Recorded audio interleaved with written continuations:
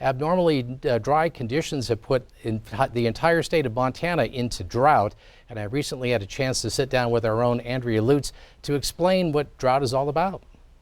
Water is a precious commodity, but right now Montana isn't rich with it. This could go on for a long time. Some of the levels of drought that we're seeing right now, we haven't seen for quite some time. But what does being in a drought really mean? We're seeing what are called D4 levels of drought, which might come up once or twice in a century. A once-in-a-century drought, that could have lasting impacts beyond summer. I think sometimes we just associate drought with hot weather and a dry period, but a drought can go right on through the winter as well. The National Weather Service says some 857,000 people are affected by drought in Montana.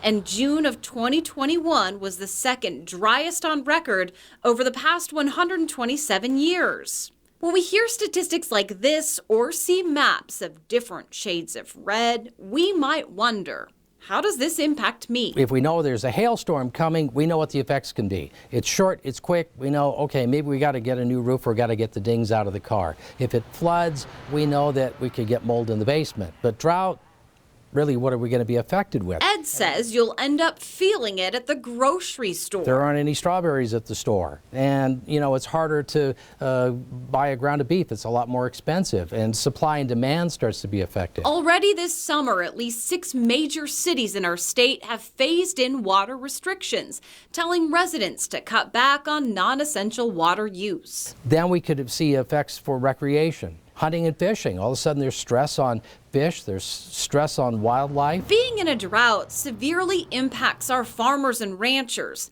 That we know. But sometimes it's hard to see the effects of drought in your daily life. If you think back to the pandemic and all the gyms shut down, and at first it really didn't affect me all that much, but later on I start putting on extra weight and it was a lot harder getting up and down the stairs. That would be like the end of the meteorological drought. But the effects for me, I'm still carrying around those extra pounds and it's still getting up and down the stairs that are a problem. As Ed explains, a drought impacts us all, even when we can't tell right away. Even if it starts raining tomorrow, we're still going to feel the effects for quite some time. In Billings, Andrea Lutz, MTN News.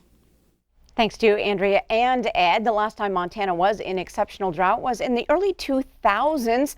That was considered a D4 drought level, like you heard Ed explain. That was the longest drought on record, lasting some 300 weeks.